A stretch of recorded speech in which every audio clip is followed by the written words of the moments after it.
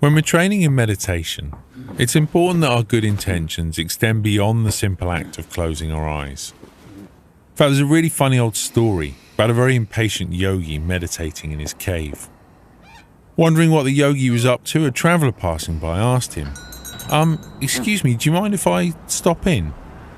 The yogi, being very disciplined, kept his eyes shut and continued without saying a word.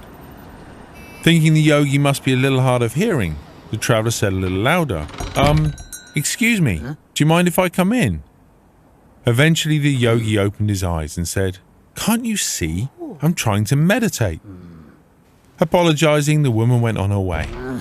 But she hadn't got very far before she started to think, I wonder what kind of meditation he's doing. So she returned to find the yogi sitting in quiet contemplation.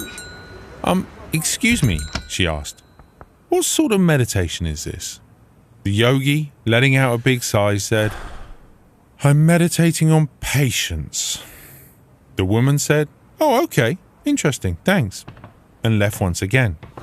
So the yogi returned to his meditation. As the woman continued her journey, she found herself thinking, wow, patience. I could really do with some of that. I wonder if I should ask him for some instruction. So once more she went back to the yogi's cave. But so infuriated by all the interruptions, this time the yogi jumped up and screaming and shouting chased the traveller out of the cave. Clearly, training the mind is about much more than sitting still with our eyes closed.